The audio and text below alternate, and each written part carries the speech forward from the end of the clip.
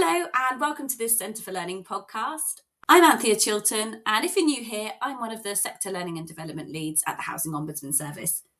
Today we're going to be taking a closer look at what membership of the Housing Ombudsman scheme involves and how our teams support landlords from joining the scheme right through to meeting their ongoing requirements. And I'm really pleased to be joined by colleagues from two teams that work really closely together, but they do quite different things behind the scenes. So we've got our membership officers, Jill Davies and Kirsty Davidson, and also Nick Nichols, who is one of our duty to monitor leads. And I'll hand over to each of you now to say hello and to introduce your roles. Thanks, Anthea. My name's Jill. I've been in the membership team since December 2024. Before that, I worked in the department who are the first point of contact for residents when they bring a complaint to the Housing Ombudsman Service. Hi, my name's Kirsty and I'm one of the membership officers at the Housing Ombudsman. I've been the membership officer since August 2022. Since then, it's been amazing to see how much the membership aspect has developed within the Housing Ombudsman. Hello there, my name's Nick and I'm a lead within the Duty to Monitor team. The team was established in 2024 when the new code was published, and with it a statutory duty for all member landlords to provide an annual submission. The purpose of this is to ensure landlords have a complaint policy that is easily accessible and helps drive a positive complaint culture. And it also helps to ensure that landlords have scrutiny and oversight of their internal complaint handling, ensuring it meets the requirements of the code. Thank you very much. It's really helpful to hear about which perspective you're all looking at this from. So let's start with the big picture then, because people often are surprised by just how wide our membership is. So can you talk us through who our members actually are, the different types of landlords we work with, and perhaps the scale of that membership too? So yes, we have over 1,600 landlords registered with the Housing Ombudsman Service, and that's a real wide variety of landlord types.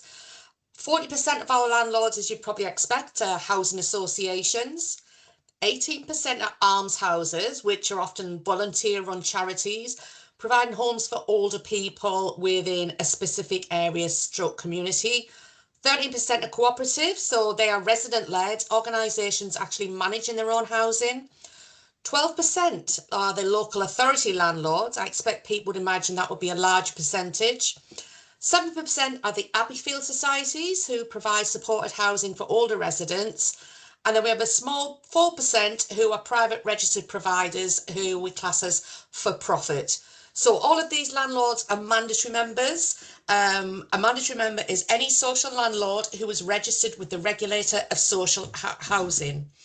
We also have 5% of members who are voluntary. So they've asked to join the scheme, and after buy that token, they need to meet the same requirements as our mandatory members. And they consist of charities, community groups, and other organisations that provide housing.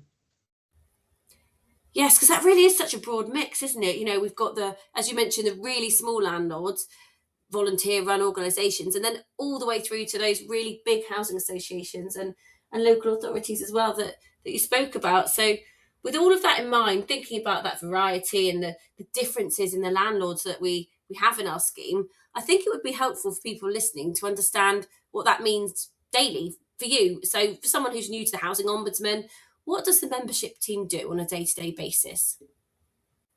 So every day within the membership team is different. We are subject matter experts. The role requires us to have very niche and particular knowledge regarding our membership and our landlords. We work really closely with a variety of teams internally and get stuck into as many projects to support colleagues and maintaining accurate records.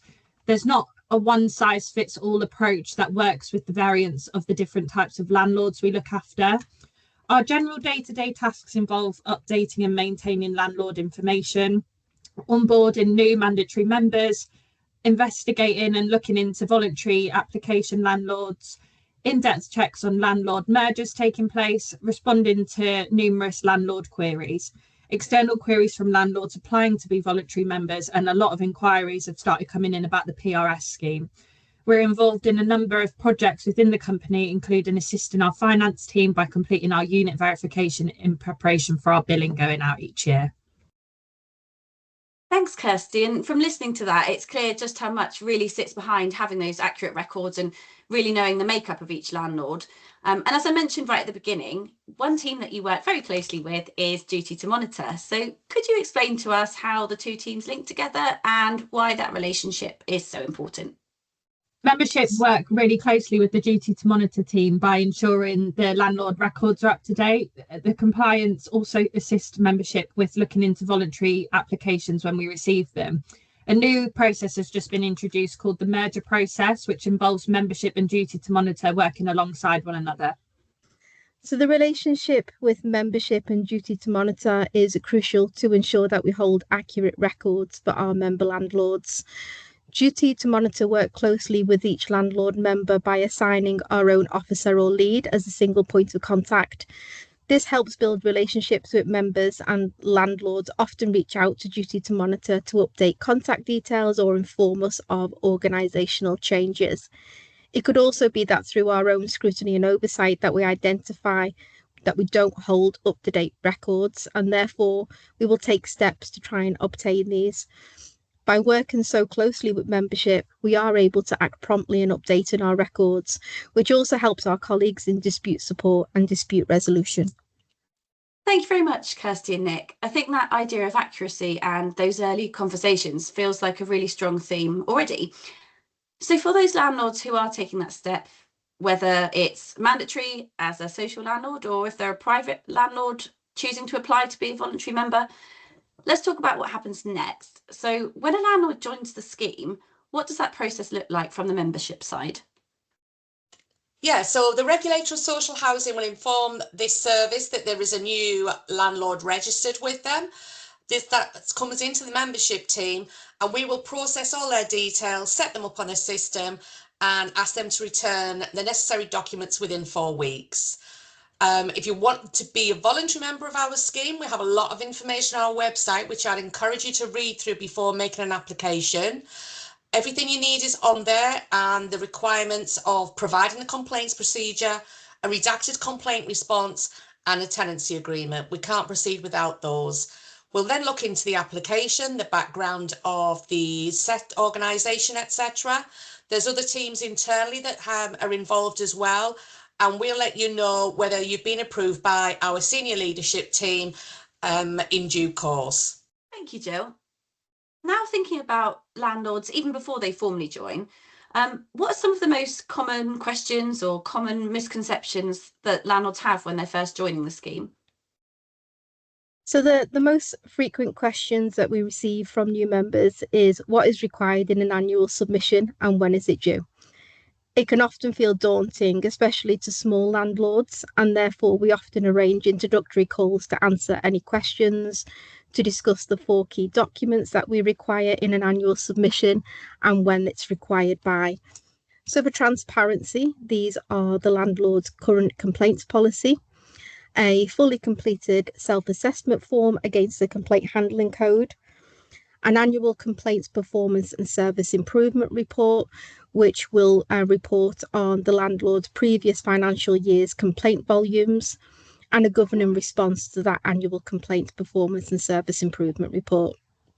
All of those 4 key documents must then be published on the landlord's website, or in the absence of a website, we do require links to the specific documents and an explanation within the code under provision 8.2 of the self-assessment about how the landlord shares those documents with its residents. Landlords do also reach out to us within compliance team and Duty to Monitor with code inquiries. It might be that they're in process of reviewing the complaint policy and they want to check a change remains compliant with a code provision, or they could be actively handling a complaint and need advice about handling it in line with the code. As each new member landlord is assigned an officer once onboarded, it gives a single point of contact, and we're always happy to answer any code related queries that we may receive. Yeah, and I think you can hear there why that could feel quite daunting, especially for smaller landlords, where there's a lot to take in early on, from the annual submission through to understanding the code. And we know some landlords are really keen to get things right from the outset, particularly around compliance, and they can feel a bit anxious about it in those early stages. What reassurance can we give landlords about the support available to them as they're getting set up? Absolutely. So within Duty to Monitor, we will support a landlord to provide an annual submission by sending a reminder approximately 3 months before it's due and providing the relevant links so that landlords know where to access the forms and what is required. Now, once an annual submission is provided, we will review the submission, and if any key information or documents are missing, we will reach out and will clearly explain what's missing, why it doesn't meet the requirements, and most importantly, what is required to complete the annual submission. Now, we do also offer a toolkit for small landlords, which gives examples of what a compliant complaint policy, self-assessment, an annual report and governing body looks like. And that's proven to be really beneficial to our small landlords. Duty to Monitor is also responsible for reviewing landlords' complaint policies and ensuring compliance with the code. A number of landlords will be selected each year, and we will review the complaint policy to identify any areas of the policy that do not meet the requirements of the code. We will then communicate our findings to the landlord and what changes or recommendations are needed to make them return to compliance. We also understand, though, that changes can take time, and therefore we are here to support the landlord through that process, including a single point of contact. We also support with calls, meetings with relevant parties, and we're here to discuss any concerns and how that might be rolled out within the organisation. Thanks, Nick. And you mentioned there about the complaints policy, and I think one of the key things that support often centres around is just that. So what do landlords need to check when they're reviewing their complaints policy to make sure it meets the provisions of the complaint handling code? So we ask landlords to review the complaint policy and complete a self-assessment. And we ask that they answer honestly where something is or isn't included within its complaint policy. This allows a landlord to transparently see where changes may be needed to its policy, and also gives it opportunity to review these and make those changes. The self-assessment is also a great opportunity to provide explanations where something is in the complaint policy, but maybe in practice the landlord doesn't meet those requirements. An example could be timescales to respond to stage 1 or 2 complaints, if there are often delays that they're experiencing. If a landlord identifies an area of non-compliance within the code, in policy or in practice, we ask that it explain within its self-assessment when it expects to return to compliance and the steps it is taking to meet those requirements. Brilliant. And I think that emphasis on transparency and honesty feels really important, especially when landlords are first finding their feet. And another resource that's designed to support members, so both new members and existing, is the new membership handbook. And this one's pretty hot off the press. So what should new members be looking for in the membership handbook, and why is it important? Yes, Anthea, I've been working on this with our comms team, and really I'd stress this is such an important read for all our members. It's a comprehensive guide from explaining the journey of a case that's been submitted to the service, information around the annual submissions, to a quick guide on which team to contact when you have a query. Personally, I worked in social housing, I've dealt with complaints, and I can really appreciate just how valuable this document is going to be. There's going to be a lot of more transparent information about how we work. And from a membership point of view, this will highlight the updates we need from members, in particular changes of contact details. If somebody changes at your organisation, if it's your point of contact, if it's your CEO, if it's telephone number change, or you've changed your email addresses, we'd really encourage you to let us know. That all sounds really good, Jill. And you've touched there on organisational changes and keeping us informed, which feels like a really good moment to talk about mergers more specifically. And I know mergers and organisational change can be a bit daunting. So what do landlords need to know about the mergers process, and when should they be talking to us about it?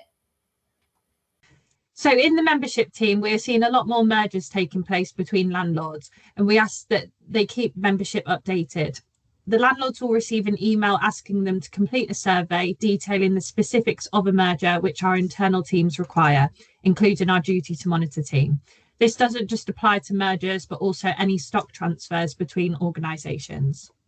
So within duty to monitor, we ask that the self-assessment should be a key supporting document considered as part of due diligence, as it will support both organisations to identify similarities and gaps in policy, process and practice.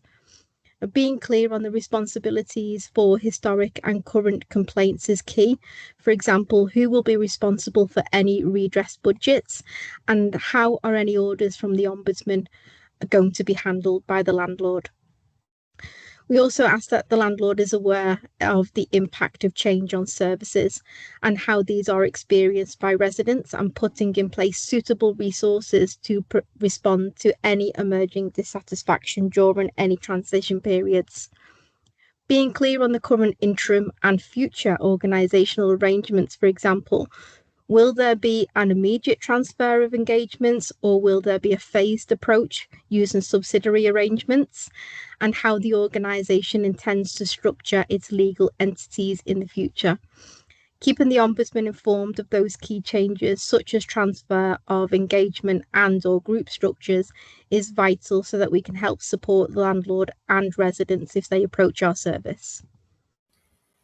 Thank you both. I think a lot of that really comes back to planning ahead and keeping the conversation going with us at the Ombudsman, especially when there are lots of changes happening. And another area where that same forward thinking really makes a difference is unit verification. And we've had some really positive feedback around that recently. So could you talk us through what good practice looks like now and perhaps tell us what's improved? So our unit verification process has developed massively over the last couple of years. This year, we've worked closely with a number of our teams, including our communications team. This was to ensure our customer engagement has been in line with other correspondence landlords have received from the Housing Ombudsman. For our voluntary members and local authorities, we used a GovDelivery survey form, which proved to be really successful for membership to collect this data. In response to the customer feedback we've received in previous years, this year, our invoices have provided a breakdown of the unit types that apply to our landlords. This has reduced the number of queries we have received and allows our members to pay first time without the need to make checks with us. But we would say, if you have any doubt around the data, please do get in touch with us. For those members who provide different tenures, it can be slightly confusing, so we're happy to provide explanations and look into this further for you. Thanks very much, Kirsty. So once a landlord is fully up and running as a member, what are the key things that they need to stay on top of to remain compliant and make sure that our records stay accurate too? Yeah, Anthea, as we've already mentioned, would really encourage members to keep us informed of any relevant changes to contact details. So this is really key for our duty to monitor team, who need to quite frequently ring to speak to colleagues around compliance. Our caseworkers, they need to ring landlords and discuss complaints. Finance needs up-to-date email details. So if anything changes, just, have a think about how this impacts us. If in doubt, drop us a message. Again, let us know about any stock transfers, mergers, is your CEO changing? Basically, the more information the membership team have got, the more accurate our records are. And then the landlord's records are accurate, and it's all in place for supporting our colleagues across the Housing Ombudsman service. Thanks, Jill. That's really helpful. So one of the big annual requirements we've touched on a few times already today, actually, is the annual submission. So could you tell us what's expected as part of the annual submission? When do those reminders go out? And what are the most common things landlords tend to miss? Yeah, so we've already touched on the requirements of the annual submission and the 4 key documents required, and how we'll send a reminder 3 months before. But common things that are missed are incomplete self-assessments. We do require each self-assessment form to say whether the landlord is compliant or not for every single provision, and verbatim for each provision in either the evidence and or the commentary explanation box. In terms of the governing body response, this must be a standalone response from the chair or board and not minutes of a meeting. It must be uploaded to the landlord's website if it has one, alongside the annual report and the self-assessment. Where the landlord does not have a website, it must be explained how it shares this with its residents in provision 8.2 of the self-assessment form. Now, the annual report must cover the landlord's financial reporting period for the previous year. So, for example, if a financial year ends 31st of March 2026, the report should cover complaints received from the 1st of April 2025 up until the 31st of March 2026. All annual submissions are due within 6 months from the landlord's financial year end. Thank you very much, Nick. That's really clear. So to finish us off, if there's one piece of advice you'd give to a landlord, whether they're thinking about joining or have just become a member, what do you most want them to know or understand right at the start of that journey? I think the main thing for Duty to Monitor, Anthea, is that we're here to support a landlord make its complaint policy and process easier for residents to access and navigate. And in turn, that will create a positive complaint culture. We're always happy to help with code or annual submission queries that any landlord may have, and they can just reach out to us within the compliance team. And from a membership team, we're always happy and available for any queries or concerns the landlords may have. If you just email us at membership@housing-ombudsman.org.uk. And I think that feels like a really positive note to end on. But before we do wrap up, I'd like to say a huge thank you to Jill, Kirsty and Nick for joining me today and for sharing all of your insights with us. I think we've covered a lot there, from the scope of our membership and the role the membership team plays, through to how Duty to Monitor support landlords to comply with the provisions of the code.